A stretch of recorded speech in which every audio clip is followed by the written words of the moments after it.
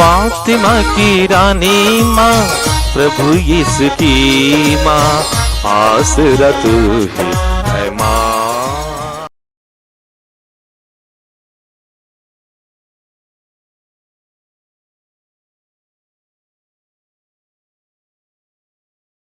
पहला पाठ संत योहन का पहला पत्र, अध्याय 2, पद संख्याएं 22 से 28 तक।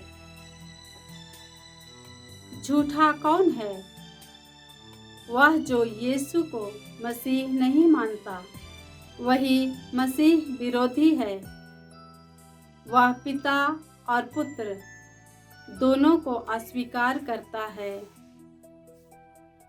जो पुत्र को अस्वीकार करता है, उसमें पिता का निवास नहीं।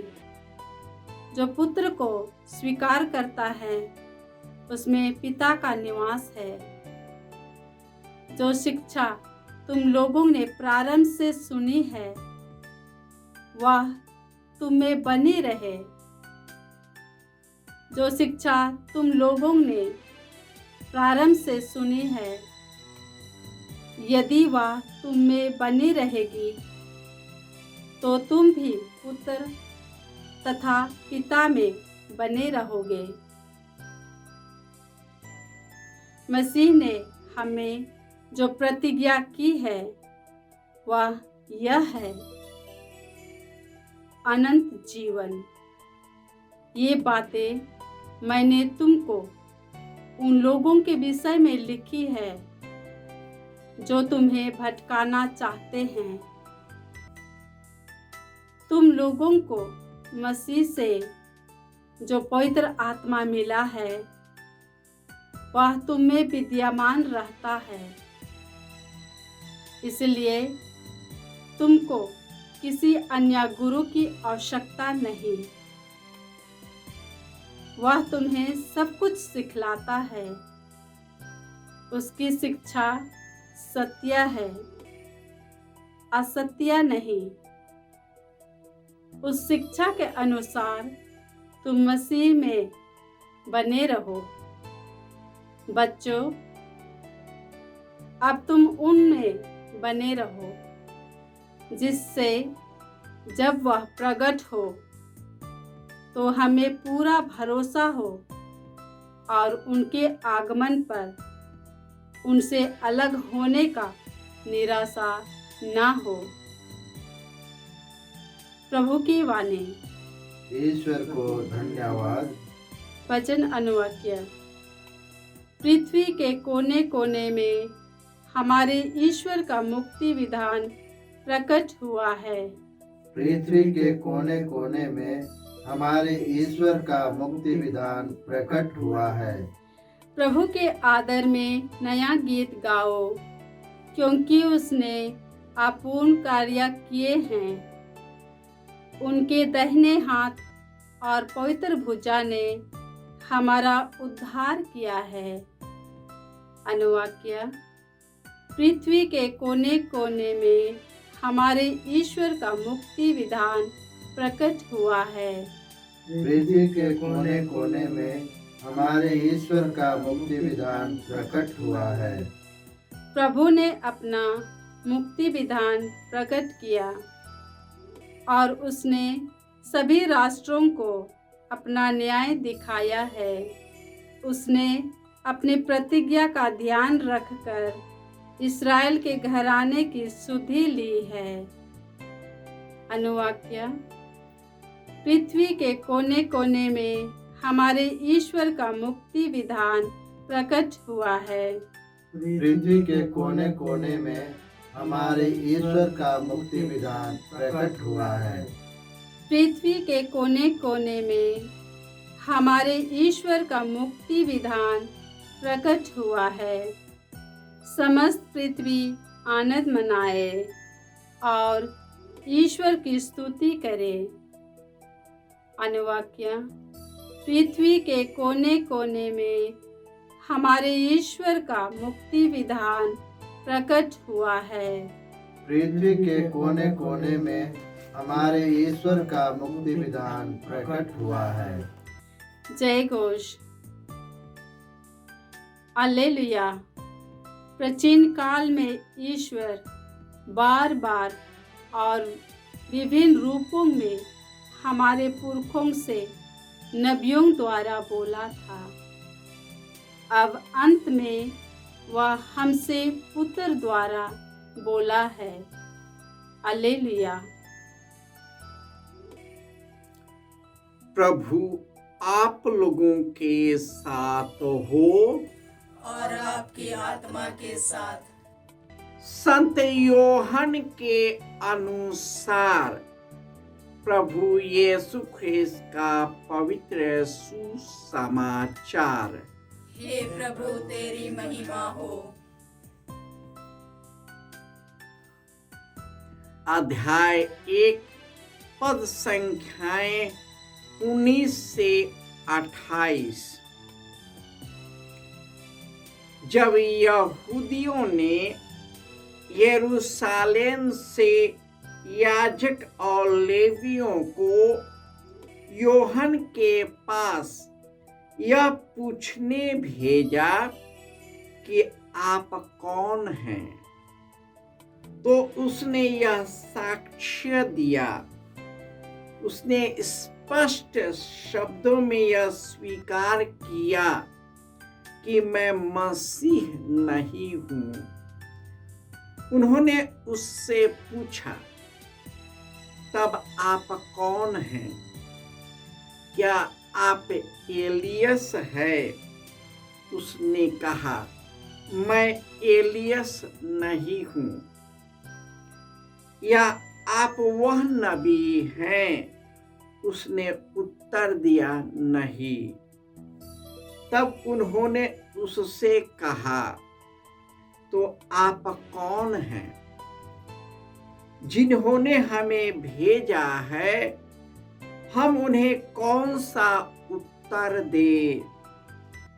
आप अपने विषय में क्या कहते हैं? उसने उत्तर दिया, मैं हूं, जैसा कि नबी ईसायास ने कहा है। निर्जन प्रदेश में पुकारने वाले की आवाज, प्रभु का मार्ग सीधा करो। जो फरीसियों की ओर से भेजे गए थे, उन्होंने उससे पूछा, यदि आप न तो मसीह हैं, न एलियस और न वह नबी, तो बपतिस्मा क्यों देते हैं?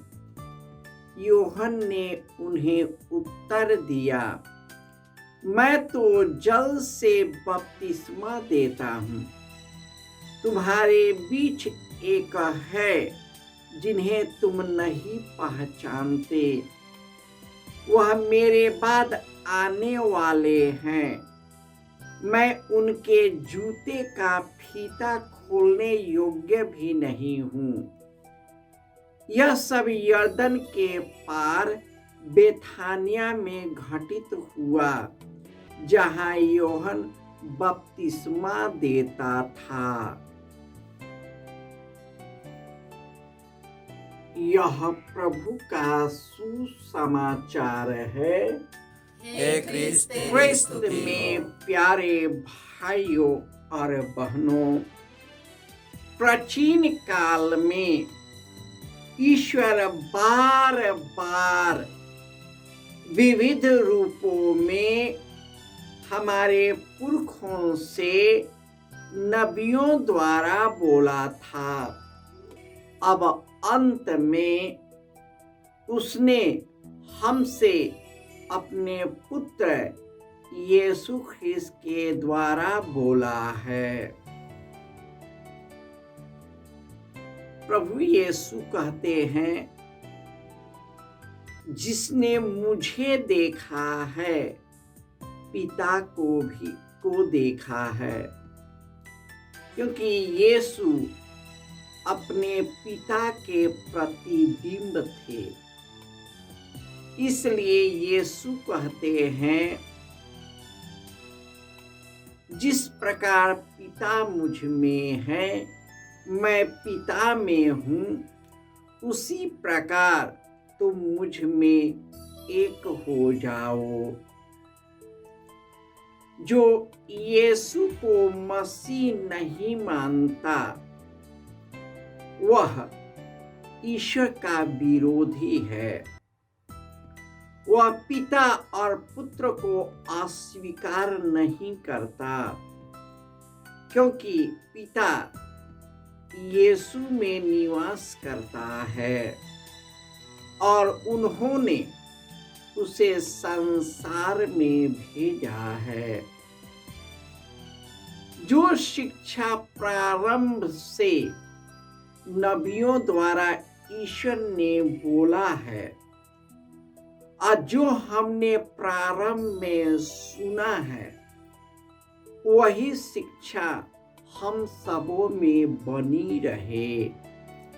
और जो प्रतिज्ञाएं उन्होंने किया है, वह प्रतिज्ञा हम सबों में पूरा हो गया है।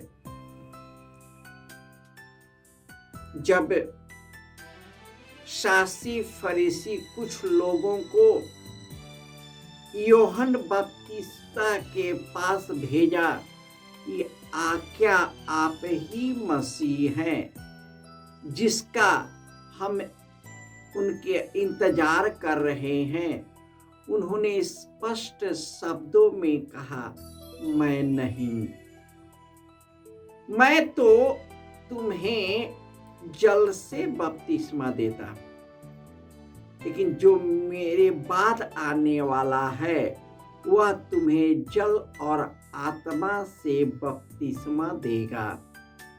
वे मुझसे इतना महान हैं कि मैं उनके जूते का फीता खोलने योग्य नहीं हूँ।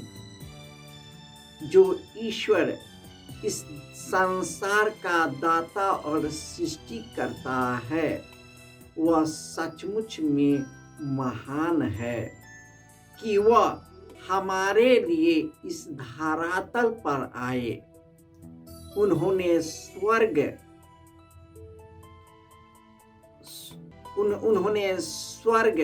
राज्य को हमारे बीच लाया। उन्होंने ईश्वर के गहरे प्रेम का एहसास कराया, हमारे सब पापों को क्षमा किया, हमें मुक्ति प्रदान किया और हमें नवजीवन प्रदान कर अनंत जीवन प्रदान किया है। वही प्रभु यीशु बारंबार हमारे जीवन में प्रवेश करते हैं और अपनी शक्ति से भरते हैं। और जो पिता और यीशु में बना रहता है, पवित्र आत्मा सक्रिय रूप से उनके बीच कार्य करता है। हमें चाहिए कि हम सभी ईश्वर को पहला दर्जा दें, जिन्होंने हमारे लिए मुक्तिदाता यीशु को भेजा है, जो हमें सब प्रकार के बंधनों से मुक्त कर हमें अनंत जीवन की ओर उन्मुख कर देता है।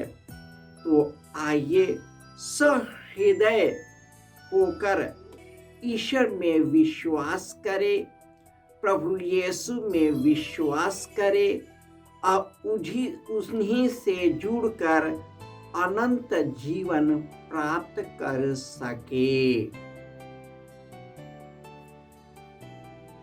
जय यीशु